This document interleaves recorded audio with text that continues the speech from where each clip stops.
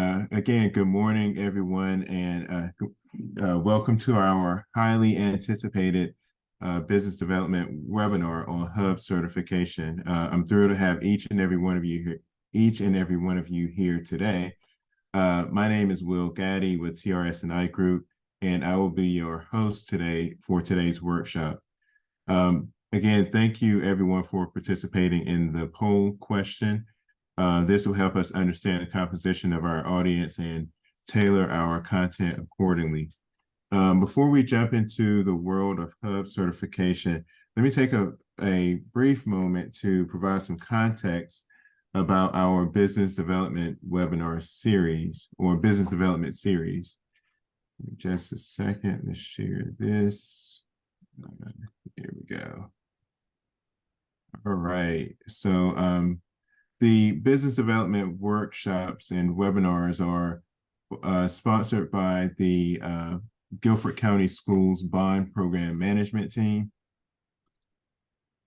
About the Guilford County Schools Bond, the 2022 bond provides funding to address critical infrastructure needs identified in the Master Facilities Plan, which includes building, rebuilding, and fully renovating schools across Guilford County.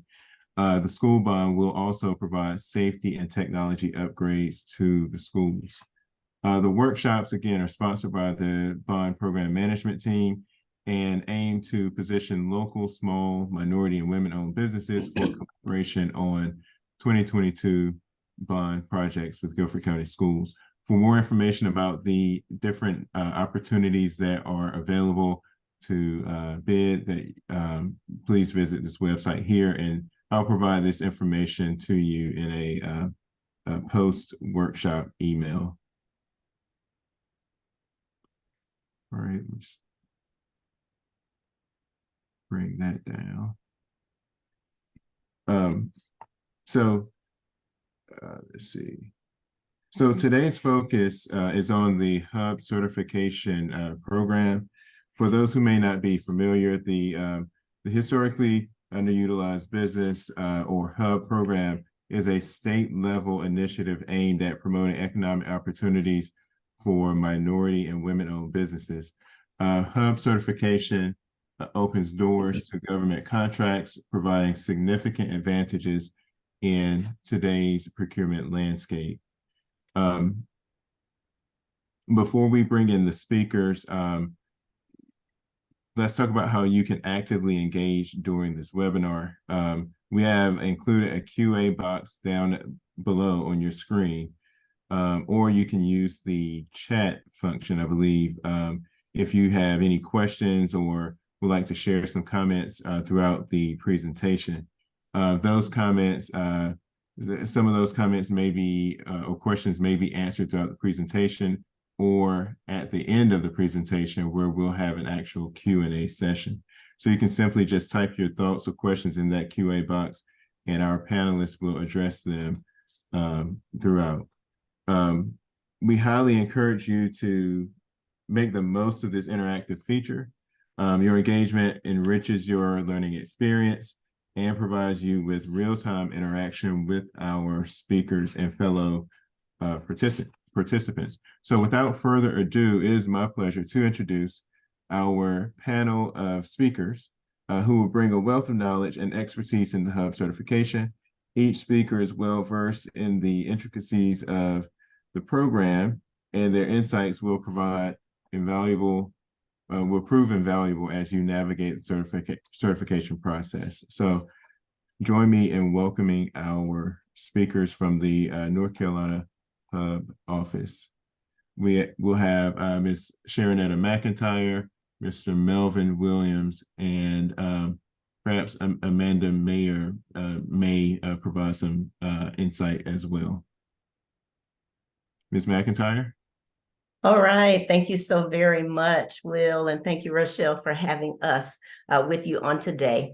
Happy to be here. And so I'm going to get started. I'm Shay McIntyre with the Hub office, and I'm going to go through some overview information with you. And then we also are going to have, so Amanda Meyer, and then she has also a support team member with her. They're from the electronic vendor portal team. And then we also have Melvin Williams, who is from Department of Adult Corrections, and he's doing some work very specifically as a hub liaison. And so you'll be able to hear some of the work that's going on so that you can kind of understand how some of these different pieces fit together. And with that, I will go ahead and let's see, got to make sure that my buttons are working here. My slide isn't advancing. Let's see what's happening. There we go. All right. So I know that we have a host of different interests in the group on today. We're going to hit some things high level. And again, as Will has said, you'll have a chance to ask questions that you may have. We're addressing then in terms of the audience. So we're talking hub firms want to understand a little bit more about how to get recertified and then actually how to use the electronic vendor portal. I know that we have some firms that are not yet certified and so want to hear about the process of hub certification. And then we also have others that just need to be able to know how to find vendors, how to, again, utilize this new EVP system that has come into play as of July of this year. So with that, do a quick overview of the hub office. We'll talk a little bit about the certification process and new EVP. We want to talk a little bit about finding opportunities and just in general, some things about doing business with the state. And then Melvin will come in to assist us with what's going on within his agency, the great work that's going on. I'd like to start with this. We kind of call it the alphabet soup. But when it comes to certifications, certifications can be a fairly broad topic. So for context, what we're going to do is to talk about certification, which is you may hear it referenced as the SWUC, the statewide uniform certification, or just the hub, historically underutilized business certification. Those are one and the same. They're state level certifications. And they also come into play at a local level for organizations that are utilizing the hub status in order to classify for some of the work that is going on at the local level. Now, there are federal government certifications also. So sometimes the hub program, which is a state level certification, gets confused with the hub zone program, which is a federal government certification program, and they're different.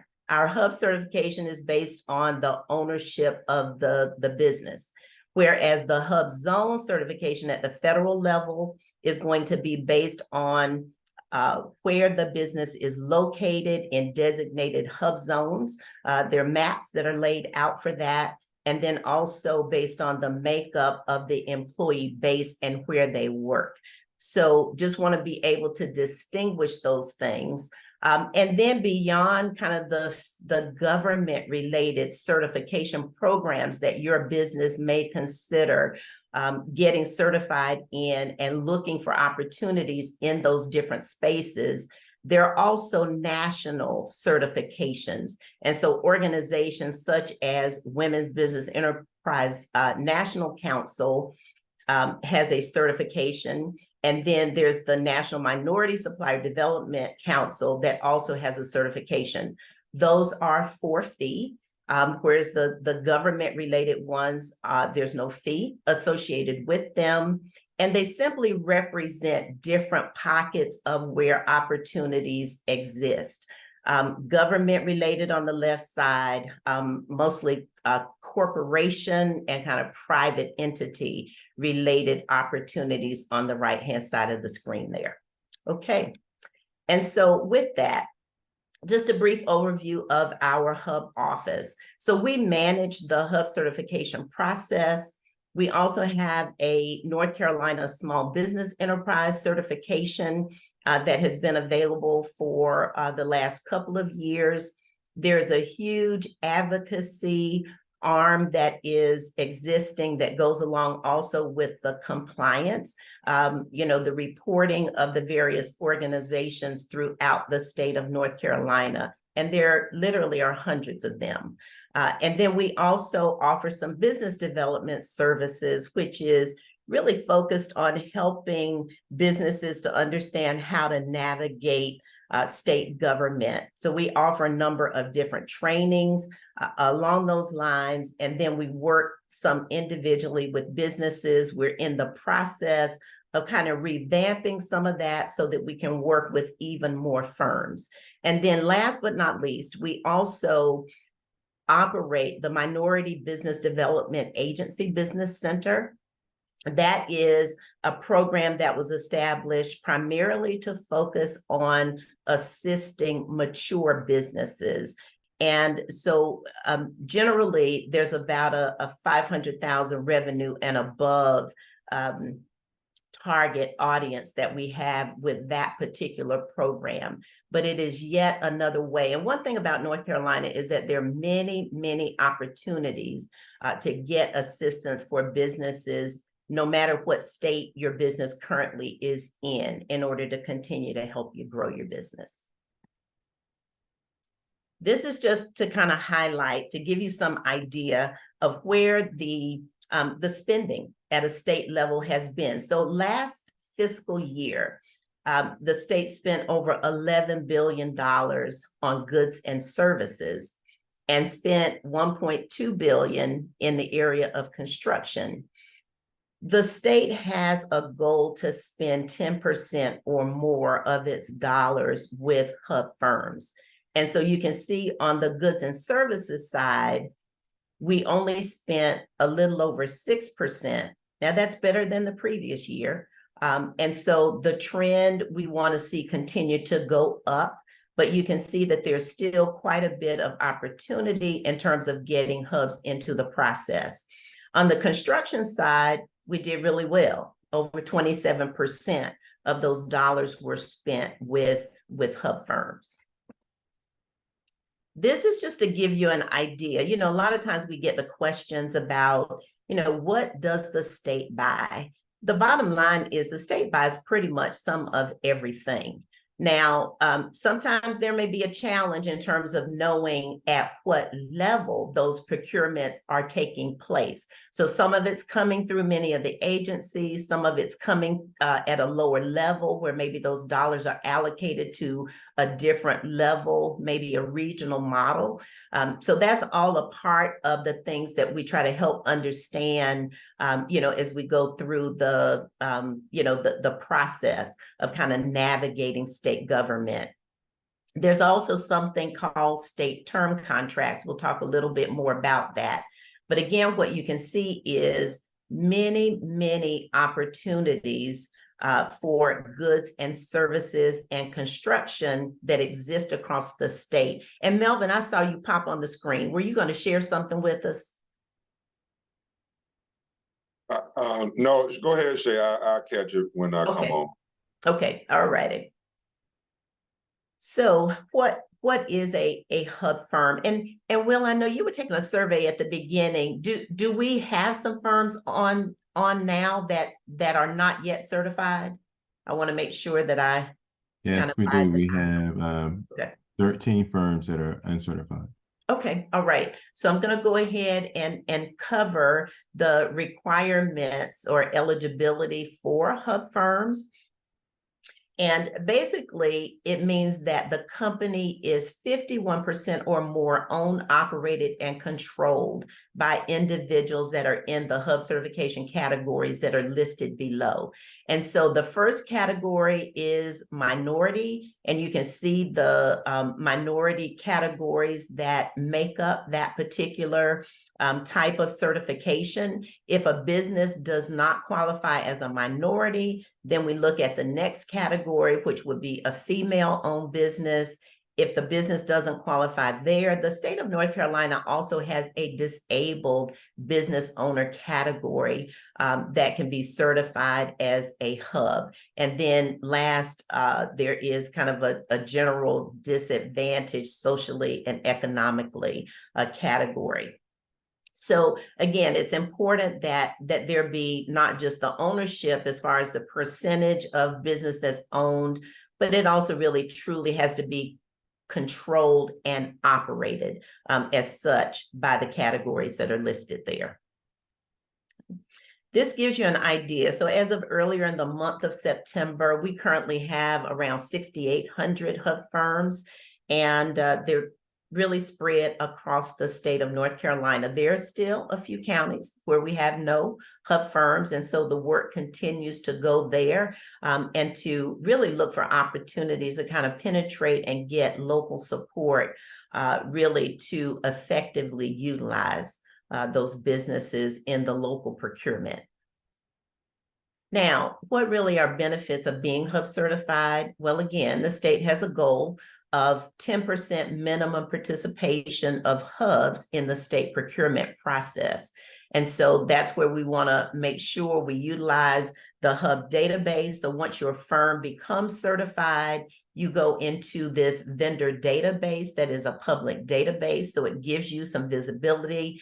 And the reality is that even though the database is primarily maintained for the purpose of state government contracting, we also have opportunities that when, let's say that there's a new company that's coming into the area, they've got some goals that they're working on. They're not really state government related per se, but they're also coming to the database to find firms that meet the criteria that they're looking for. We even have just individuals that are looking for services.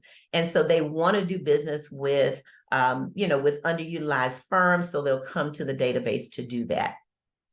Hub does offer a number of training opportunities. And so each month, we have various trainings that are going on, anything from, tax preparation. There's a monthly webinar that's presented, and it's called our Purchasing 101. And it really does just try to help you, again, to understand how state government operates. And that way, the business is in a position to really put together what your strategy is. There's no one strategy. There's no one thing that works overall the same for every business. It's something where you have to really assess based on where your business currently is, what it is that you're really wanting to achieve, what are the opportunities that are out there. Are you already positioned to pursue those opportunities? Are there some different things that need to take place? And we know that we've got businesses that fall all across those various spectrums of, kind of readiness and wanting to pursue those opportunities. Now, for the certification process, then, you can go to the Hub Office website. Right there on the main page, you can see where there's the certification information. You just click there and it'll take you through the process. It's also really easy to Google getting to the Hub Office. If you just simply Google NC Hub, then it will get you to our main website. And of course, I mean, I'm sure these slides will also be distributed to you, so you'll have the live links also to be able to use. Of course, since everything is online, you're going to need internet access. You'll need a federal tax ID. Some businesses use their EIN number. If you're a sole proprietor, you may not have an EIN. You just may be using your social, whatever that federal tax ID is that you choose to use within your business. Then that's what you'll need to provide in order to get registered into the electronic vendor portal with the state of North Carolina. And then, of course, your email address. And when you're registering your business, always make sure that the company name that you're inputting to the system matches exactly what's listed on any legal documents that you have. So even when, for example, if you're a sole proprietor and maybe you are operating as a DBA, and so you want to be able to have a company name that's different than your own name, then just be sure to provide that information so things match up. It just kind of helps keep the process flowing. So to get registered into the electronic vendor portal, you go to the link that's listed there. You'll select, either to sign in or register, complete that process. Now, as a part of what you will do in completing that process is you're going to select either some commodity codes and or construction codes. There are a number of different options that allow you to describe what the business services and or products are that your business offers. And so what happens as a part of that process is that then this EVP system, which also contains the solicitation opportunities, they'll look at the business services and or products that your company provides. And so on an automated basis, you'll start to get emails to your inbox of opportunities that match what your business does. So next thing is still there in the EVP system. You'll apply for the Hub certification. It also applies for the NCSBE certification. So you'll navigate to the page, you'll fill out some additional information in the system, and then there is a list of required documents that will be generated based on your business structure. Now, if for some reason you really do already have a certification, either some people have already done a federal certification, or maybe you've done one of those certifications through WeBank or CVMSDC, then there's something that we call a reciprocity. It's just simply a shorter way. You have to provide less documents in order to become Hub certified. So if that's the case, of course, we're going to provide some contact information also for you for any questions that you may have.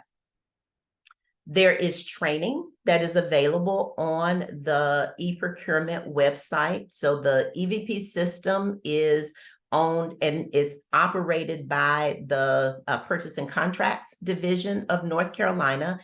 And the training covers how to get registered in EVP, the specifics of the Hub registration, the specifics of the NCSBE registration. Also, if you need some additional help, and then we'll also provide a helpline for you.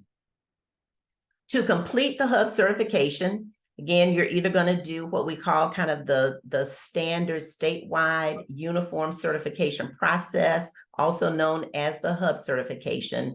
And then there are two options for what we call reciprocity. Here, again, if you're certified already through the Department of Transportation, through their Disadvantaged Business Enterprise certification, i.e. their DBE program, then we have a shortcut for you to become Hub certified. If you are certified through one of the entities listed there on the right-hand side of the screen, then again, we have a shortcut, or we call it reciprocity, that allows you then to still become certified as a Hub vendor. Once you have completed the initial registration, applying for certification within EVP, you'll be generated a list of required documents that will need to be loaded into the system within 30 days. We have all of that information posted on the website, so you can also, for those firms that are new and also for firms that are recertifying, you can actually go to our website. You can kind of look and make sure that you have what you need. If you have any particular questions, then we're happy to address any questions that you may have. This is just really a highlight of some of the required documents that you would need to have in order to complete the process. And so I just want to make sure that just wanted to highlight a few of these because sometimes I know when we look at the list can be a little overwhelming. It's not necessarily as complicated as it may seem. And so just want to hit a few highlights here in the process. You will need to provide proof of ethnicity because most of the documents, so for example, if you give us a license, it doesn't state what your ethnicity is on the license. And we can't make any assumptions by looking at your picture, what ethnicity you are. So if you don't have a document that states what your ethnicity is, there is an affidavit that you can fill out online. Okay, if you got a passport, some of those things may have it. A schedule of salaries is requested. And so if you're using a payroll company, then just have them generated. But if you're not using a payroll company, you can simply just estimate what you have paid yourself over the last 12 months and say, hey, on average, this is what I'm paying myself on a monthly basis. Documented proof of contributions used to acquire ownership for each owner. If there's more than one owner, well, regardless, if it's just one, we want to see just the list of how your business got started. It could be as simple as I paid $225 for my LLC. I opened a bank account with $100 in it. I bought a computer so I could do my administrative stuff for the business. So just summarize it, submit that as a part of what you're sharing with us. Copies of professional licenses, we only need those if they're required for you to perform the business that you do. So as an example, if you're an HVAC or electrical person, you got to have that license and provide a copy to us. If you have office space or storage space, you don't have to have it. It's just that if you do, we need to see signed copies. If you're not leasing, if you don't have a separate office, just say, make a statement. I am a home-based business. I operate from, give us what your address is. Okay. Again, list of equipment. If you're using it, if you have either purchased or if you've leased it, just give us a summary. Bank statements, and then two business letters of reference. All right. So again, that's just kind of a highlight to try to keep you moving so you don't get bogged down in providing that. And even when it comes to letters of reference, y'all, you know how sometimes it works. You may write the letter yourself and just ask for your client to sign it if they agree, rather than wait for them to put together a letter. Sometimes you got to kind of help them through the process. Okay. So that's that. I'm going to keep on moving here so I don't take all the time. All right. Our NCSBE program, Small Business Enterprise Program, is a race, ethnicity, and gender neutral program. And it is based on the size of your business as it relates to revenue and also the number of employees. The firm must be a for-profit that's headquartered here in the state of North Carolina with a net income of 1.5 million or less after the cost of goods sold is deducted, and have 100 or less employees. And again, the certification process is in the EVP system. If you're eligible for either of those certifications, you're going to get a letter. It will have your certification category in it. And the certification, this certification lasts for 4 years. So you're good if everything basically stays the same as far as your eligibility goes. If for some reason, there's a change in that might affect your ability to be eligible as a hub, then we ask for that to be submitted in writing within 30 days, and we'll review that information. And there will also be a certification number that is attached to your certification, and that's new with the EVP system. That did not exist before. But in general, you probably don't typically need to use a certification number. Normally, when you are sharing your hub certification status, just include a copy of your letter. A lot of times that's usually the best thing to do. All right, for those that are already hub certified, the recertification process, again, you'll do it in EVP. There is a very limited list of required documents that you will provide this time around. So significantly different than when you first certified. And you'll also receive notices 60 days ahead and 30 days prior to the time that your certification expires within the system. So again, you want to go ahead and initiate that process, get those documents loaded into the system, within 30 days. just a few nuggets about our MBD, our Minority Business Development Agency Business Center. It was established in 2021. It is a 5-year grant.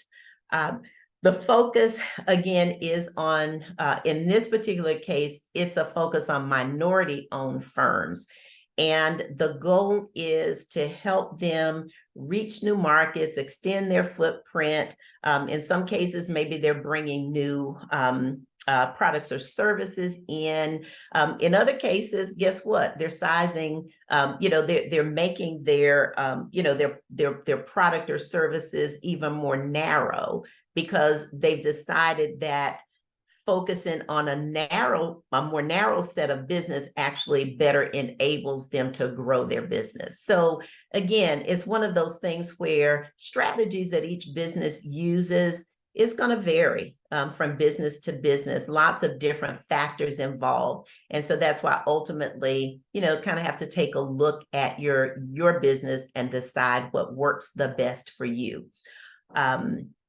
So now, potential customers, as you can see from the slides here, many, many, many. All right. There are hundreds and hundreds, if not thousands, of potential opportunities for you to do business. But at the end of the day, pick 3 to 5, right? Each business, if you're interested in doing government contracting, pick 3 to 5 places that you're going to concentrate on marketing your business, building relationships, getting to know what are the kinds of things that they're doing and where you fit into the mix.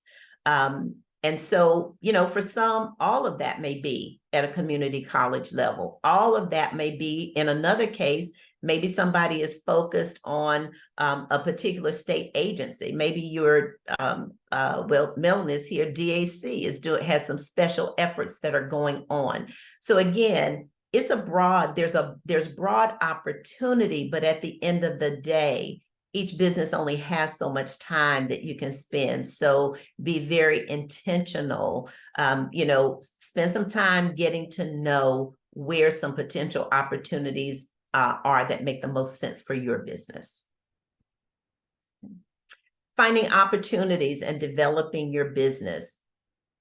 EVP is where you will find, again, all the solicitations now that are what we call formal solicitations.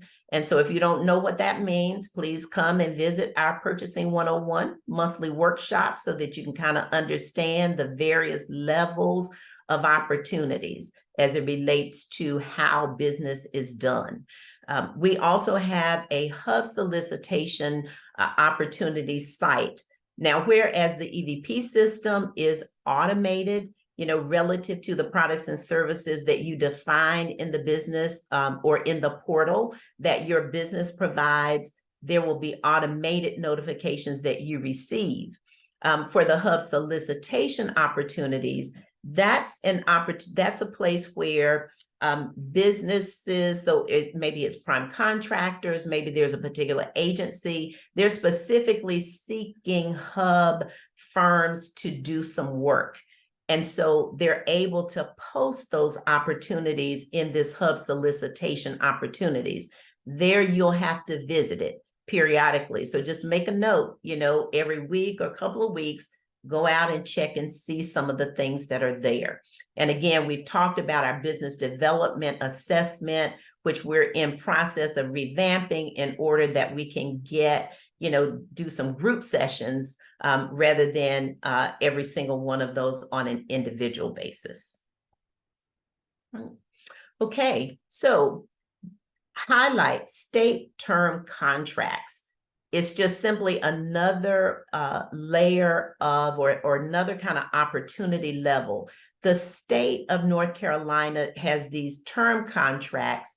And in other words, what they've done is for certain things that they purchase a lot of, they've made special arrangements with vendors in order to provide whatever that is. And so there's another level of being able to seek opportunities. And so if your business, you've grown well, kind of matured your business, then that may be something that you want to look at. And for places where there already are hub firms that are part of those statewide turf contracts, then they will be listed on the site as well. Right? Here is the here's what the EVP homepage looks like. And so there's one place where you can go to browse for solicitations. You can browse for vendors. If you need to access your vendor account, then you can sign in or register, all from the same main homepage. Here is an example of, again, the opportunities that we talked about. So within the EVP system, there's solicitations and you can search for things there. And then we have the hub office solicitation dashboard, two different avenues for you to be able to understand what opportunities are for your business. This is just a expansion of what the hub solicitation dashboard looks like. And so you can see, as of when this one was taken, there were over 400 postings that were out there. It kind of gives you a summary also of where some of those opportunities are coming from, the cities where that business is located, to help give you some indication of how to find things that may best fit for your business. All right. And so with that, I am going to go ahead and turn the floor over to Mr. Melvin Williams, and he's going to talk about some of the great work that he is doing. Melvin is a hub liaison with one of our agencies and has been doing some tremendous work during the time that he has been there. So Melvin, the floor is yours. Thank you, Shay. Good morning, everyone. So just to kind of catch up where Shay has talked about is the opportunities that are out there for you hub vendors. When Shay showed the slide, around 6% were in goods and services for hub vendors. When I started in this role for the Department of Public Safety, it was around 2.3%, which last quarter was over 14% with hub participation. There is DAC, Department of Transportation, and North Carolina Public Instruction. They are the three agencies that have hub liaison managers now. And then the other cabinet agencies are working through their procurement specialist office, which they have just assigned someone. But in 2020, Governor Cooper almost mandated that all cabinet agencies, because of COVID, to look at hiring someone. And so what this has done is basically put an individual within the department to be a liaison for our hub vendors. We've seen the numbers increase and the opportunities and rule changes have changed with our delegations, which are earmarked to help our hub vendors with smaller purchases and helping them to get into the door. And so one of the things here at DAC that I've been able to do is to do meet and greet opportunities where you get an opportunity to get in front of the end user, talk about your products, and talk about how to be a partner. And that's the approach that I've been taking, is to be a partner with a state agency to provide goods and services. You saw the numbers on the construction side of the house. There's over 20%. I foresee the goods and services by the end of this year to be really close to, would it be over 10%, probably close to 15%. Like I said, we have one department that's right at 14% right now. And the other departments are close behind. Then what's bringing that number down or balancing that number out is not all departments have a hub liaison manager that's working directly with our hub vendors and our end users. But I foresee at least by next year that we would easily be exceeding the 10%. And so I would suggest that you find out who that person is, I'm at DAC. LaShawna Johnson, I know, is at Public Safety, and Nicole is at DOT. Those are the three that are already departments, which is interesting that the three largest department in the state agency, cabinet agencies, have a person in place right now, and those departments are leading the way as the hub participation. And so with that, Shay, I will turn it back over to you, but I just wanted to kind of give a quick update as to where we are as the state agencies and how opportunities are now being opened up for our hub vendors. And the work is there. You saw the dollar amount. Last quarter, DAC alone spent over $172 million just in one department. So those opportunities are there for you to take advantage of, and just reach out to your hub liaison person within the three agencies that I named. All right. Thank you, Melvin. I appreciate that. And I guess I do want to also share just one example that came through the other day. And Melvin was a part of this.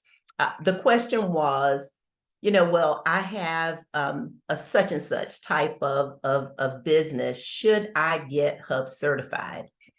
And in this particular case, it was what? It was a flower shop, right? Yep. Can you just share the story, Melvin? Oh, so we was talking about flowers, and I think it was Bonnie was talking that someone had called her that was not certified but owned a floral shop. And that particular day, I had just done a meet and greet with one of our prisons and talking with some of the folks there about some of their needs. And because they have night classes, it was asked if I knew, because they do graduations of the offenders in various classes, if I knew a hub vendor that was in the floral business because they needed some floor to decorate the. Well, actually, they was using the gym and for their graduation to give. And so it does. I think what Shay is saying is that within the state government, we buy everything, and so don't think because what you are doing is not a fit. Reach out to someone and at least have a conversation and see if your what you're selling is a fit. Don't assume. So thank you, Melvin, and thank you, Bonnie, for having introduced that the other day. It's just a live example of sometimes how things can work. We just never know how things are going to come together. So again, for firms that are considering, yes, do get hub certified. I didn't talk about it really. We had a Retool NC program that was in place from 2020 to 2022. It was related to COVID, but businesses that were either hub or DBE certified received anywhere from 10 to 25,000 in grant funding. And so over $40 million went out to hub or DBE certified firms here in North Carolina during that time frame. So it's just another example of something that could happen. Now, unfortunately, we don't still have dollars in that pot in order to continue offering grants, but we never know when something is coming. And if you're certified, you will get notification of any things that we are aware of and able to pass along. Okay. Hey, Yes. Miss Yes. McIntyre, before we go on, we've got 3 questions here. Do you want to say them to the end, or can you take these 3 questions? Go ahead. Yeah, let's take them. All right. So we've got Christian says that when they re-registered as a hub, they didn't receive a letter that has a number on it. And she's asking, is the hub going to send out a letter that has a number on it to firms that are already registered? Okay, so great question. And so the number is not yet on the letter. So the only place you're going to see it, it's been captured for a future upgrade to actually have it on the letter. And so if for any reason you need it, you can still get it from your profile. But as I said, no, this is the first time we've even had the numbers. And so nobody is going to be, I don't think anybody's going to be asking you for the number. But if something comes up that you really do need it, we can get it for you until that next upgrade is in place when it will actually show on your letter. Thank you. Thank you.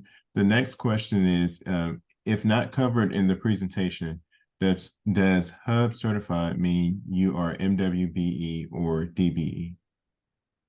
So it does not mean that you are DBE, and whether so it may mean, well, let me answer it this way.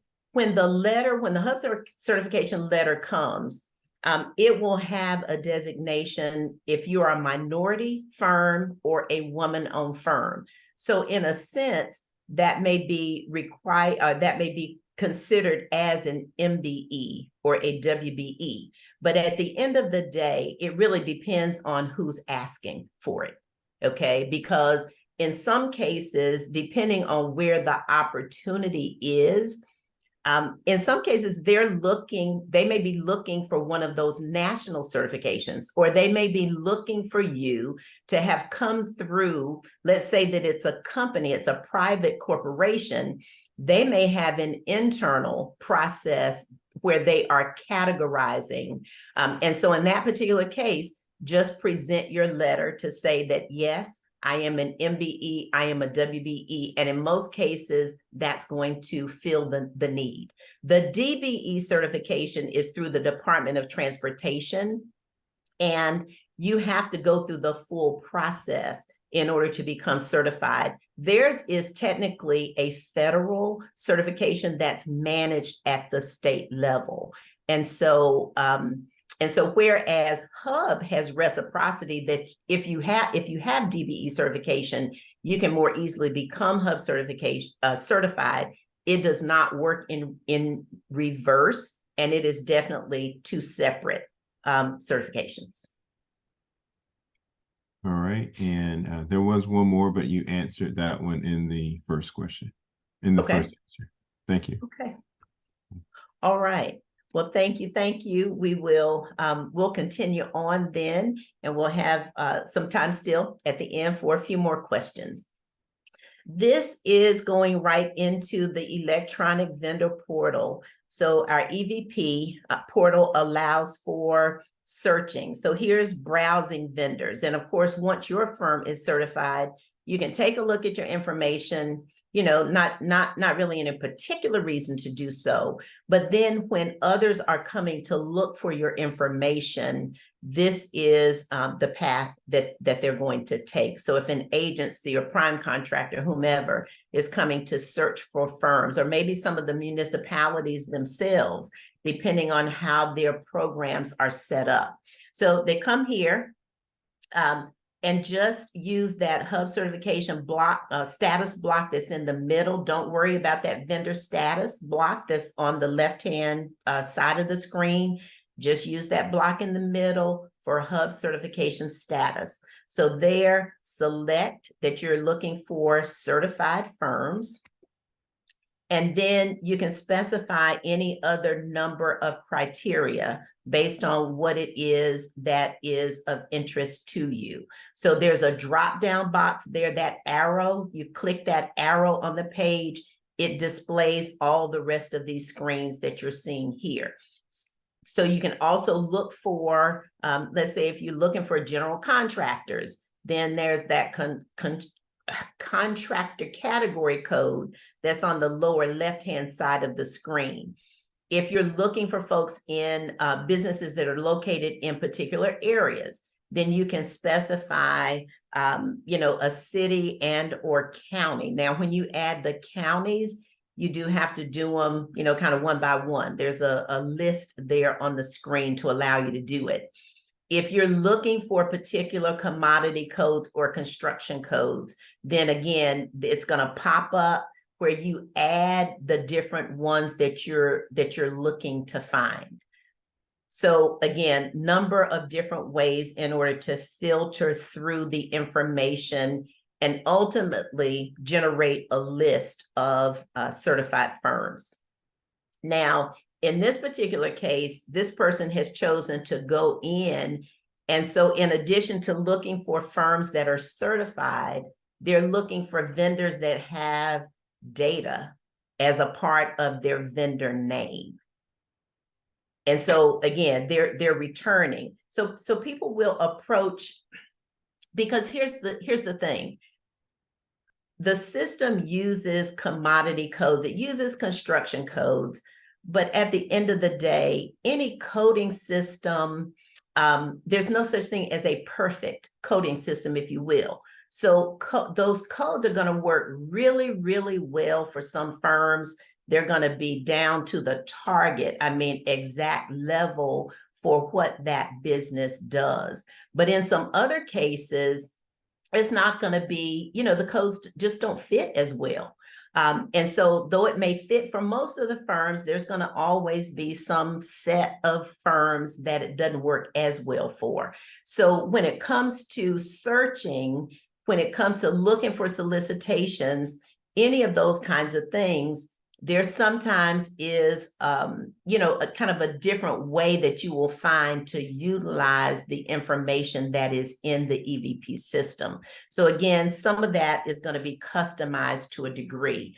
And for those that are searching for other firms, then we've got a couple of folks on staff that can kind of help you with identifying information.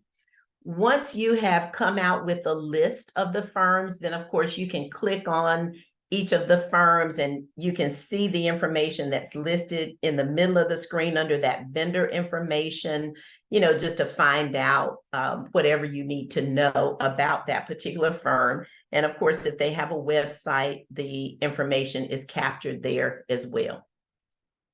Okay. All right. So again, we've hit a lot of things high level. I want to just end with this before we open the floor up for any additional information or questions. On the Hub website, we have a link for upcoming events. If you're interested, for those that are not yet certified, we have a monthly training that we do where we talk about the Hub certification, and we also talk about the DBE certification for Department of Transportation. So that session is about an hour, and we invite you to come and be a part of that. The trainings that the Hub office is doing will also be posted there. And of course, for firms that are already Hub certified, then we email that information out to you all so that you can register for the training that's there. As I mentioned before, we have a monthly Purchasing 101 workshop that helps you to understand how state government works as it relates to firms that, kind of how the process of formal versus informal solicitations. And, there's some tips in there about proposals and, kind of how you put those together. Those are some things that we do. We have the Small Business Administration that will be with us next week.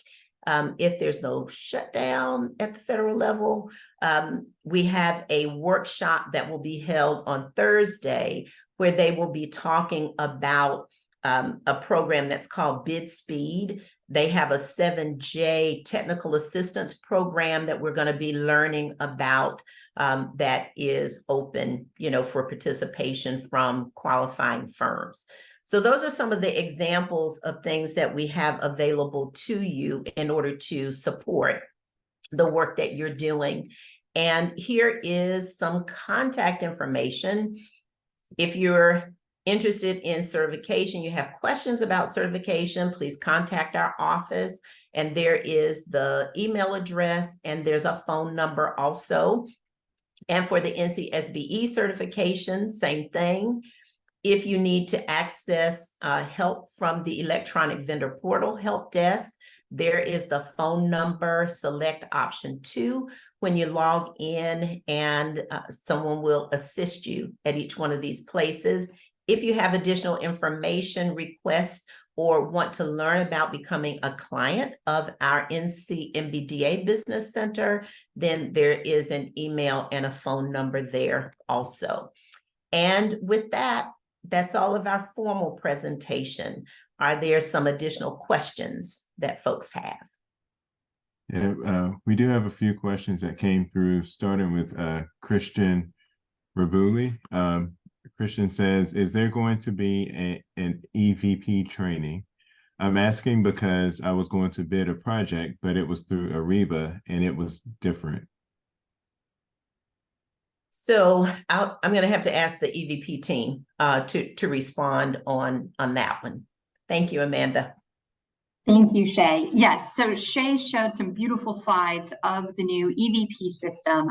My name is Amanda Meyer, and I'm with the EVP team, the NCE Procurement Office, which is part of the Division of Purchasing Contracts. So let me share my screen real quick, and we're not going to do a full training today, but I'd like to point out a couple of helpful things for those of you who are looking for opportunities with the state. So let me grab this real fast.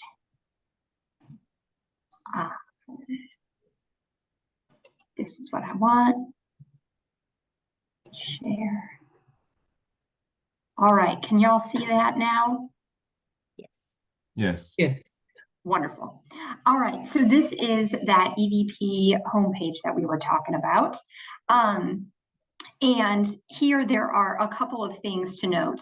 So as Shay was just talking about, the vendor search, you can browse vendors by clicking here or here. This is how buyers go in to look for registered vendors with that hub certification and so on.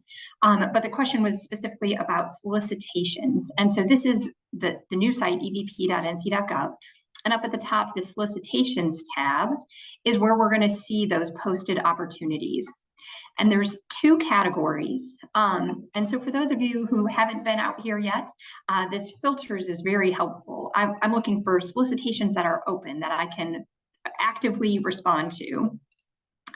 I can see that this top one was posted by the Department of Adult Corrections, which is one of our state agencies. And then this second one is Ports Authority, which is going to be a little bit different. I'm going to look at the Port Authority one first. So if I click on the solicitation number to view those details, I'm going to see a respond to solicitation button. That means that bid responses for this formal solicitation are either going to be via paper or via EVP directly. In order to respond to this, to click this button, I see this warning message, I have to be logged in as a vendor first. And so when I go to sign in, this is the kind of public service announcement. Vendors who were registered prior to July 10th, 2023, when this new EVP went live, their information was pulled over into the new system. But the first time you go to log in, you need to establish your login credentials. So if you don't have your login credentials set up, you're going to need to click this sign up now button, and that will allow you to establish those credentials and access your EVP information. After you've established that, every time you can just sign in, and then this respond to solicitation button will be available. But it's important to note that all the information for this solicitation is available. This is the solicitation document right here, and it is a PDF, and I can just open it up and look at that. If the buyer adds any addenda, if they answer some questions, if they do anything, that will also appear right here in the middle of the screen. So you do not have to be logged in to view the information for the solicitation, but if you are trying to respond, then you are going to need to access. And again, if you have not accessed your EVP account since July 10th, 2023, you're going to have to establish those credentials. If you guys need step-by-step instructions on that, one thing I really want to make sure to note, and then I'll come right back and talk about those state agency solicitations and how they're different. Over on our eprocurement.nc.gov, it is important to note that there is all the vendor training, and Shay mentioned this, there was a slide about it. but this vendor training page has all of this information with step-by-step instructions. So if I have not logged in yet, if I go to this registering an EVP, those first couple steps are how to set up those login credentials. If I'm trying to update contact information or anything, if I go into this managing, it's going to tell you to go straight in, assuming that you've already logged in once. But if you haven't done that, just go to the first couple steps of this registering an EVP, and it will show you. Everyone received an email that week of July 10th with those instructions, but also we get a lot of emails. So if you missed the email with those step-by-step how to establish your login credentials, they're right here at the beginning of the registering an EVP, and I can show you guys that.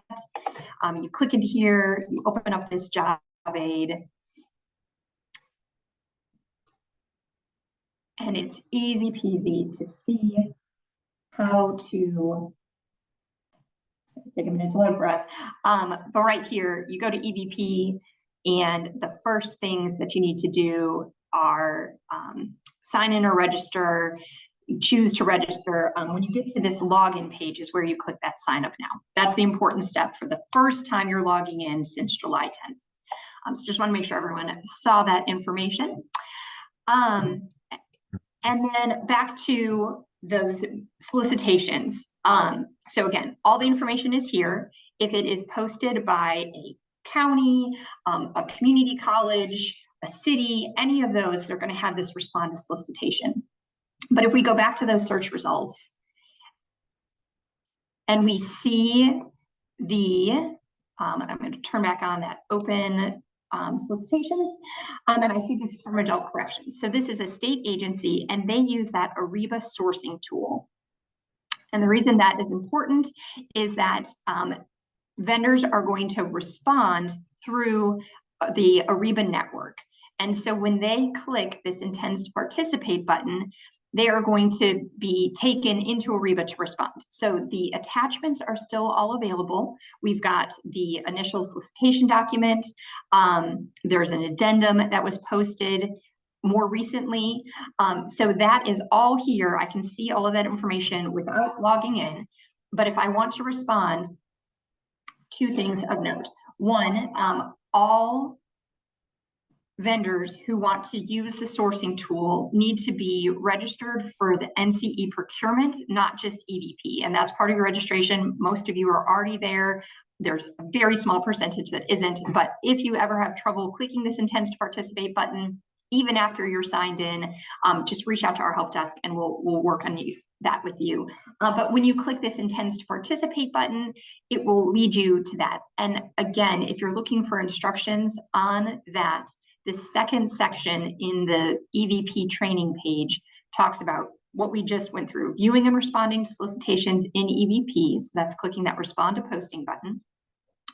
And then down here, number 3 is actually responding once you've logged into that Ariba network and giving your responses there. So those are the 2 different kinds of solicitations that are posted, the ones where you respond directly in EVP by dropping a file, or in some cases, construction in particular, often there are paper bid responses, in which case those instructions are in that solicitation document on how you should respond. So for EVP, my main takeaways are, if you have not accessed your account since July 10th, make sure to establish your login credentials to access your information. If you are registering new or you have never had an EVP account, you're not Hub certified, you can follow that registration guide from beginning to end. And then for the solicitation side of things, there are 2 types: responding directly in the EVP system or intend to participate, but both are visible right here on this EVP solicitations page. You can see all of that, and then this filters is where you can really dive down into particular departments. If you want something for Department of Adult Corrections, just head down to the department and then choose, pardon me, Adult Correction and hit apply. And these are all the open bids that DAC has currently posted out there. Are there any other questions that came into the chat with that? Yep, there were. There's one other open here. So Christian says that they've received the emails with notifications about opportunities, but when upon clicking on the process, it takes me to a page and there's not enough information. I'm not sure if I'm doing it well. I'd like to see the bid documents, dates, etc. And so Everything should be here on the posting itself, in the attachments. So the only thing I would mention is that it's important to scroll down to see that attachment, depending on your browser screen and Zoom and everything. This may be below your visibility. So just make sure to scroll down. Attachments is everything that they should need. And then opening up that PDF of the solicitation document should be the information they're looking for. If there's ever a problem that the buyer did not post properly, feel free to reach out to our help desk, because if you as a vendor can't see what you need, then no one else can either. So we can either help you find what you're looking for, or can help the buyer make sure that everything is posted that needs to be. got it, got it. I brought Christian over to Christian, did that answer your question? Or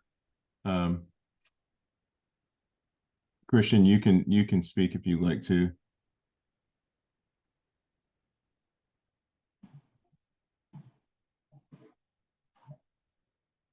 Everything's good there. Thank you. Thanks, Christian. All right, and that was the last question that came into the question and answer. So if I may, I have a question. Thank you so much, Shay. You did a phenomenal job as always. And additionally, Amanda. So Amanda, I think this question is for you. If we neglected, or if individual or company neglected to log into the system before July 2023, and they're up for recertification, does that mean they have to input all of that information in again into the system and start all over? If they, in order to be certified, they had an EVP registration, and so that would have been brought over. So they should go into their and establish the login credentials. So go to evp.nc.gov and click the sign in button, and they'll be brought to a sign in screen where they can click to log in, and then they need to click this sign up now to establish credentials. So they're not signing up for EVP as a whole, they're just establishing the connection to be able to view their EVP information. And then from there, the recertification process, there is a job aid specifically for that. So Hub and NC SBE recertification. This starts with you being in your account and going to that certifications tab. So that is where these instructions are going to be specific for a vendor that is currently certified.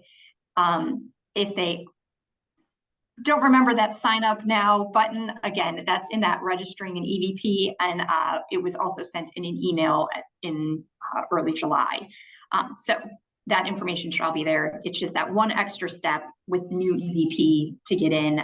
They do not have to re-register an EVP. Their information would have been brought over. They just would need to access it via new credentials. Very good. Thank you. And may I add, I'm sorry, may I add one thing to that as well, Rochelle, is that on the recertification, so you'll get a list of required documents that goes along with that. And right now there is one document that is in fact missing from that screen. So what happens is the certification specialist that's reviewing your file will send you one additional document. But they will work with you to ensure until we, get that with the future upgrade, then they'll be able to get that document to you so that you can complete the process. Perfect. Thank you so much. Mm-hmm. This is Kathy Gaines. Can you hear me? Yes. Okay. I some kind of way got caught up in. I thought I had logged in before, but I'm not sure. But I've been going through that while I'm here on this call. And so finally what I did was I went ahead, like Amanda said, and did the register. And rather than clicking in the login, I finally went down to register. But when it comes up to your surname and comes up to your given name and surname, is the given name your full name and surname just your last name, or do you just put that in twice? Put your full name in twice. First name is your given name. So Amanda is my given name and my surname is Meyer. So first name and last name. First name and last name, okay. And we were unable to change those fields. We agree that they're a little not normal. First name and last name is much more accepted. So we'll continue to take the feedback that first name and last name would be superior.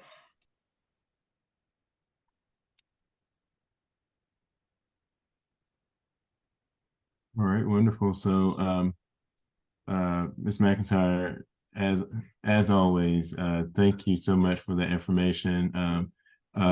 Amanda, thank you. Before we go on, I want to take a second to just introduce to everyone Rochelle Latimer. She's the president of TRS&I Group. And we also have a few other members of the bond program management team here as well. Rochelle, if you'd like to say a few words. Again, just thank you all for, as always, considering us and conducting this workshop. We certainly appreciate it. And for all the attendees, I hope that you will able to gain some knowledge. And we look forward to working with you in the future on some of our opportunities that we have within Guilford County School System. So please take advantage of these different workshops, as well as logging on to the state's website and reviewing some of the training that's already recorded. So thank you all very much. Thank you. Thank you all so much for having us. Again, Rochelle and Bonnie and Will, been great to work with you all, and we appreciate the platform. This is Kathy again. Can I say I got my certification back in 2014 when I guess Trent was there, but I've had the opportunity to renew since that time.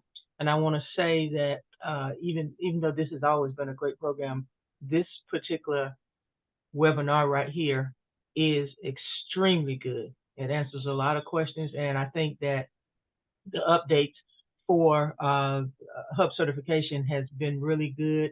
I'm always sending people to do hub certification and tell them that they need to get that. And I think this has been really, really, really good, a good opportunity. And hopefully you all would do it again. I know this has probably been done, I guess, out of Guilford or whatever, but it's much needed all the way around, because my church group has probably about maybe 100 to 200 small businesses, new businesses are starting. So I send it to all of them. But I think this is a great opportunity. And if groups like, for instance, my church group or other groups that I always talk to, if they have an opportunity to find speakers and those types of things, are there, do you all present before groups like that may have 50 to 100 different businesses that are looking to do things, and where can we find speakers to come and talk to groups so that they will be able to find out more about hub certification, because I think it's definitely needed. So thank you so much for that, Kathy, and for how you promote the program. We do appreciate it. Just reach out to me. Will, when you send the information out, you feel free to include my information. I'll drop it into the chat also before I get off of here. And I just want to also really thank Melvin Williams. Melvin was the bridge for us to be able to come together here on this platform. And so thank you, Melvin, and for all the great work that you're doing in DAC. You're welcome. Thanks, Shay. Absolutely. Thank you so much, Melvin, for making it happen for us. Yes, thank you, Melvin. We appreciate you. And Melvin, you have your hand raised. Did he? Oh, I shouldn't. I don't think it's up. Okay, I want to, while we have a few more minutes here, there are 8 businesses that are currently on the call that are hub certified. Would any of you like to kind of share some information about your business and your experience and how the hub certification has helped you in your business? So I'm sorry, I have a hard stop All today right, at absolutely. 11. So I am going to have to bow. I hate not to be able to hear that information. And so if there's any way that I can get If it there after is a the way, fact, I would there is a way. appreciate it. But thank you to all the businesses for being here as well. And thank you all again. See you next time. Great. Thank for you. your time. All right. Bye-bye. I'll share my business information. Okay. Okay. My business is K-Cynic Solutions, and my company is a staffing. We mainly do IT, but we do general labor as well. But started out as mainly IT and high-tech IT. We do staffing, training, and project development, meaning we will do projects off-site or projects on-site. But mainly we try to staff companies with IT techs to do whatever their staffing need is and to do training. So that's what my business does. I do have another component of K-Cynic Solution where we do some construction work because I come from a family of construction, so we do some general labor there. And then K-Cynic Concept is a business to try to help small businesses get up and going and just answer questions. So most of everything that we do from there is just trying to help people in any way, businesses in any way, do things that they need to do, and try to put on little opportunities for people to grow their business and those types of things. And mostly everything there is funded out to people for free.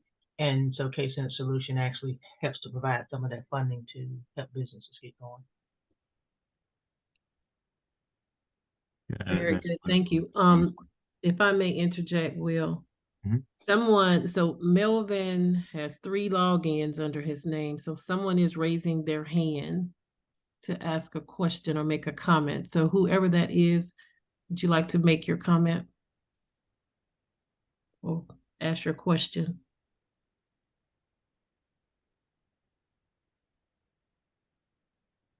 Okay, I'm going to click off of it again. I'm just gonna, yeah, Maybe that it's was, an accident. Okay. yeah, I think so. I just lowered his hand.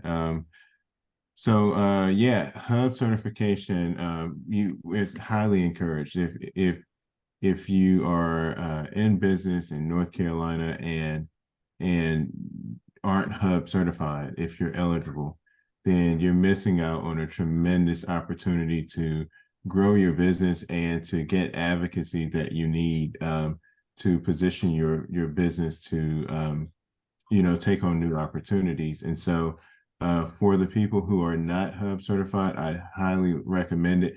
It's actually a very simple process. I've gone through the process with my firm, and I think immediately I thought I was a little intimidated by it, but once you just get into it and start pulling together your documents, listen, there are other certifications that they ask all types of information, and you have to go back several years. And but this hub certification is not like that. It's something that I think absolutely every business in North Carolina that is eligible should have. And so, like Kathy Gaines, I started a staffing firm, and the hub certification, um, you know, made a tremendous difference in what our company was able to do in the government space. And so if you're looking to do any work in the government space, it's something you just absolutely have to have. And so anybody else who has some experiences with their hub certification that would like to speak? I would. Yes, sir. My name is Robert Burton. Mhm. I'm the CEO of Matty Pearl Cleaning LLC. Me and my wife, we have a commercial cleaning service. And anywhere you go, 99% of the time, they're gonna ask you, do you have a HUD certification? Okay. So y'all open up wide world, not only North Carolina, but almost anywhere. People gonna ask you about your hub certification and stuff. So I mean, it's a great thing to have. We have a lot of, just like just like you had today. It's so much information that y'all bring to us that you would never get if you was not HUD certified. So I would be just like you. I would tell everybody that's one certification that is a must to have. Hey, Rochelle, Kathy, well, let me, Kathy, you can go ahead and speak if you like. No, you can go ahead because I just have a question I want to ask. So you can go ahead and go. No, I was gonna, Rochelle, do you want to talk about the hub certification and the MWBE goals in regards to the school projects, Guilford County Schools? So thank you, Will. We have yet to establish goals. Goals will be established per project. But at any rate, we will be looking to identify hub certified firms, MWE firms to work on these projects. It is what our group is charged with doing is to increase participation in Guilford County. And so with that, this is one of the reasons why we are having these workshops, and certification being one of them. We understand that there are a number of firms who have been working in the area, working on other projects, and you're not necessarily certified, and you may be a minority, but if you're not certified with the state of North Carolina, we cannot count that participation. And so we want to be able to accurately count the participation on money spent. The Guilford County School Bond Project is almost $2 billion. And so that's a great deal of money. And so we want to make sure, especially a county like Guilford County is majority minority, which means there are more minorities in Guilford County than there are of the majority races. So please, please, please, please, please be mindful of that. We want to make certain that the monies that we spent are representative of the community as a whole. And so having that certification, I mean, with that, you get free advertisement. So we always say things like people do business with people they know and they like. And if you don't know these individuals, one of the ways to be able to do business with some of these firms is to have this certification, which will be required. So we will assess goals per the project when we get started on that. So we're hoping that we'll be able to put projects on the street, the larger projects, that is, we're building the schools out a little bit after the first of the year. So we want to make sure that everybody is ready, willing, and able to participate on these projects, and that we're able to count all of the particular dollars. So it's very, very important to us. So please also look out for additional workshops that we'll be having coming about. I think we have another bond workshop that we'll be having, as well as another insurance workshop surrounding just general insurance and the needs that we'll have on these particular projects. So thank you again. If you have any questions, please feel free to reach out to any of us on the TRS&I team. And I think we have some others on the bond management team that at least were on the call. Is Monty here, or did he drop? Monty is here. Monty, are you available? I am here. Yes, team. Okay.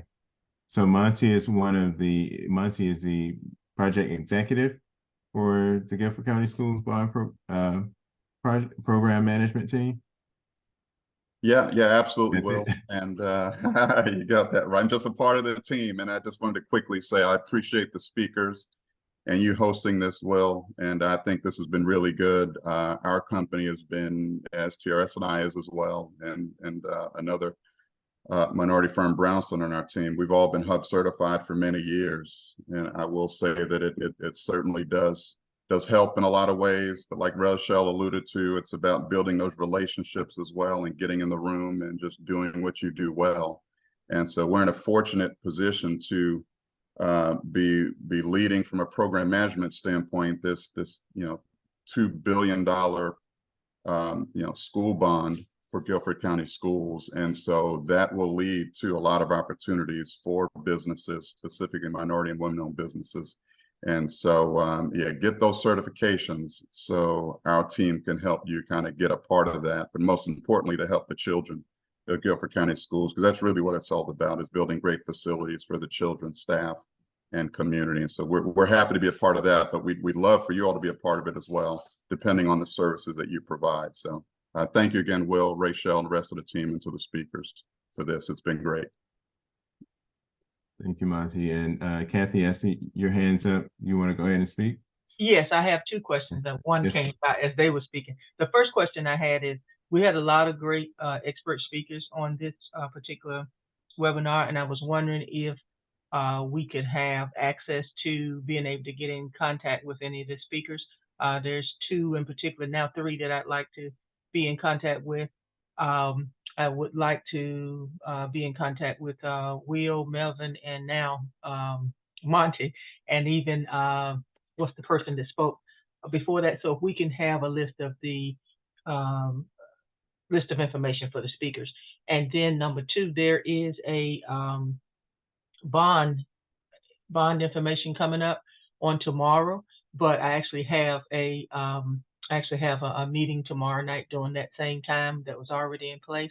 So will there be a recording of that bond insurance or bond information, and how do we get access to it? Because I won't be attending, so I won't receive the recording that would come afterwards.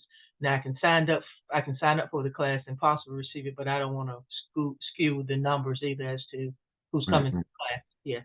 No, we got you covered, Kathy. Actually, if you, you're more than welcome to just go ahead and register for it. That'll go ahead and put you on that list, but I'll also make note to send that out to you as well. But to answer your first question, after this, after the presentation webinar is over, it is recorded, and contact information will go out in a post event email. So you'll have contact information plus a link to access the recording of this event. Thank you. Wonderful. Okay. And everybody's going to get that, and that's going to be the same for tomorrow's workshop as well. If you all have not registered, if you're interested, or if you think it will benefit your business, tomorrow we're having a workshop that will be both virtually or conducted virtually, as well as on site at the High Point Public Library. If you want that, if you have not received that information, just put your just send me a note in the chat if you'd like to receive that.